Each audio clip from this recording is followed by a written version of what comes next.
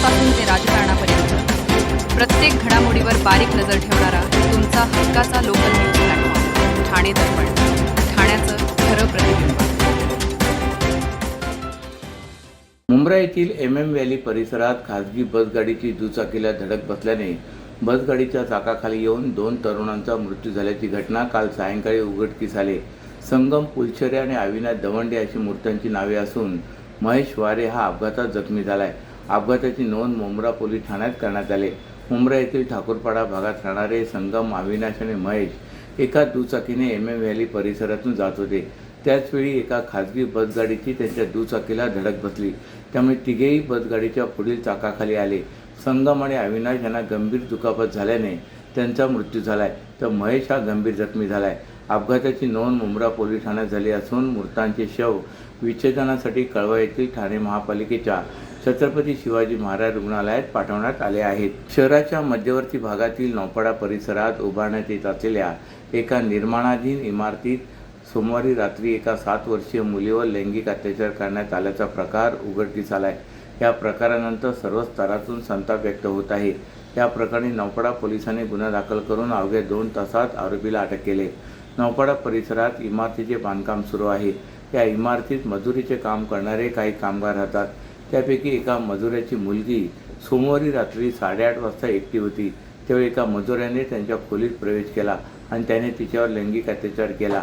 या घटनेमुळे ती मुलगी प्रचंड भेदरली होती. वडील घरी आल्यानंतर तिने घडलेला सर्व प्रकार सांगितला. यानंतर तिच्या वडिलांनी नौपाडा पोलीस ठाण्यात धाव घेऊन तक्रार दाखल केली. या तक्रारीच्या आधारे पोलिसांनी गुन्हा दाखल करून आरोपीचा शोध सुरू केला. अवघ्या 2 तासात पोलिसांनी त्याचा शोध घेऊन त्याला अटक केले. लैंगिक अत्याचार करणारा आरोपी हा पीडित मुलीच्या वडिलांच्या परिचित असल्याची प्राथमिक माहिती समोर येते. दरम्यान या घटनेनंतर सर्वच राजकीय पक्षांनी संताप व्यक्त करत आरोपीला कठोर शिक्षा करण्याची मागणी केली. मनसेचे नेते अविनाश जाधव यांनी ठाणे पोलीस आयुक्तांना पत्र पाठवून शहरातील निर्माणाधीन इमारतीमध्ये काम करणाऱ्या मजुरांची नोंदणी आणि पडताळणी सक्तीने करण्याची विनंती केली. ठाणे बोरिवली दुहेरी बोगदा प्रकल्प हा अभियांत्रिकी कौशल्याचा अद्भुत नमुना आहे. देशातील अत्यंत महत्त्वाच्या पायाभूत सुविधेचा हा एक प्रकार आहे. ठाणे मुंबईला जोडून वाहतूक कोंडी सोडवण्यासाठी महत्त्वाची कामे सुरू असून मुंबई महानगर कोंडीमुक्त करणार असल्याचे मुख्यमंत्री देवेंद्र फडणवीस सांगितले. ठाणे बोरिवली दुहेरी बोगदा प्रकल्पाच्या TBM यंत्रणेचा शुभारंभ काल मुख्यमंत्री देवेंद्र फडणवीस यांच्या हस्ते झाला. यावेळी उपमुख्यमंत्री एकनाथ शिंदे, उपमुख्यमंत्री सुनेत्रा पवार, परिवहन मंत्री प्रताप सरनाईक, खासदार नरेश म्हस्के, महापौर शर्मिला पिंपळकर, उपमहापौर श्रीकृष्णा पाटील आदी MMRDAचे अधिकारी कर्मचारी उपस्थित होते. ठाणे बोरिवली दुहेरी बोगदा प्रकल्पासाठी नायक आणि अर्जुना अशी नावे असलेली TBS यंत्रे वापरण्यात येत आहेत. नायक हे संजय गांधी राष्ट्रीय उद्यानातील फुलपाखरांच्या नावावरून, तर अर्जुना हे याच उद्यानातील प्राचीन वृक्षांच्या नावावरून देण्यात आल्याचे फडणवीस म्हणाले. या प्रकल्पाच्या कामामुळे नागरिकांना कोणताही त्रास होणार नाही याची काळजी घेतली जाणार आहे. बोगद्यामुळे घोडबंदर रस्त्यावरील वाहतूक कोंडी मोठ्या प्रमाणात कमी होईल असा दावा फडणवीस यांनी केला. हा प्रकल्प भविष्यात ठाणे खाडी किनारी मार्गाशी जोडला जाणार असून प्रकल्पामुळे जैवविविधतेवर कोणताही परिणाम होणार नसल्याचे फडणवीस म्हणाले. प्रकल्पाची एकूण लांबी 11.84 किलोमीटर असून त्यामध्ये 10.25 किलोमीटर लांबीचा मुख्य बोगदा आहे. बोरिवली दिशेला 5.75 किलोमीटर आणि ठाण्याच्या दिशेला सुमारे 6.75 किलोमीटर लांबीचा बोगदा खोदण्यात येणार आहे.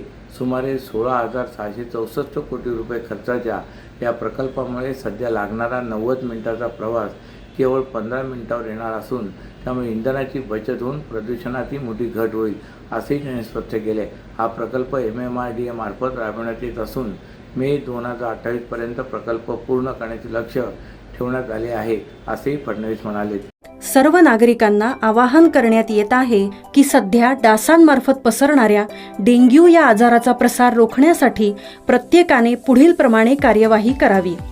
डेंग्यू आजार एडिस इजिप्ती हा डास चावल्याने होतो. या डासांची पैदास साचलेल्या किंवा साचवलेल्या स्वच्छ पाण्यामध्ये होते. 8 दिवसांपेक्षा जास्त दिवस पाणी उघडे व साचून राहिल्यास त्यात डास अंडी घालतात. अंड्यांच्या अळ्या तयार होऊन पुढे डास तयार होतात.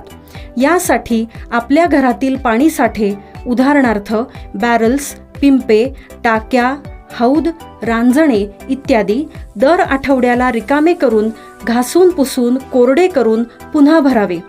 एक दिवस कोरडा दिवस म्हणून पाळावा. पाणी साठ्यांना घट्ट झाकणे बसवावीत किंवा जुनी साडी, चादर, धोतर यांनी बांधून झाकून ठेवावीत, म्हणजे डास त्यात जाऊन अंडी घालणार नाहीत. घराच्या गच्चीवर, आजूबाजूला, अंगणात कोठेही पाणी साचू देऊ नये.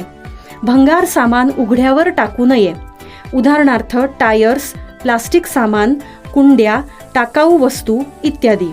अशा सामानात पावसाचे पाणी साठून त्यात डेंग्यूच्या डासांची पैदास होते. घरातील कूलर्स, फ्रीजच्या पाठीमागील ट्रे हे देखील वेळोवेळी कोरडे करावेत. लक्षात ठेवा, नुसत्या फवारणीने डास घनता कमी होत नाही, तर त्यासाठी डास पैदास ठिकाणे नष्ट करणे ही आपल्या सर्वांची जबाबदारी आहे. कोणताही ताप अंगावर न काढता जवळच्या शासकीय रुग्णालयात मोफत औषधोपचार घ्या. अशा प्रकारे नागरिकांनी सहकार्य केल्यास डेंग्यूचा प्रसार रोखणे सहज शक्य आहे. ठाण्याच्या हिरानंदानी मेढोत परिसरातील उघड्या नाल्यात मल निस्सारण प्रकल्पातील पाणी सोडण्यात येत असून यामुळे नाल्यातून पसरणाऱ्या दुर्गंधीमुळे स्थानिक रहिवासी हैराण झाले होते. तसेच त्यांच्या आरोग्याचा प्रश्नही निर्माण झाला होता. त्यावर तोडगा म्हणून हा नाला बंदिस्त करून त्यावर चार्जिंग स्थानक उभारण्याचा निर्णय पालिका प्रशासनाने घेतला आहे. यामुळे हिरानंदानी मेढोतवासियांची नाला दुर्गंधीतून सुटका होण्याची चिन्हे आहेत.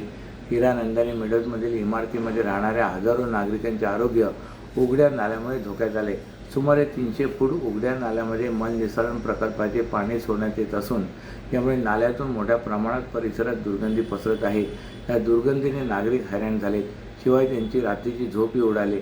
याबाबत येथील नागरिकांनी जनसेवकांचा जनसंवाद या कार्यक्रमात आमदार केळकर यांची भेट घेऊन निवेदन दिले होते.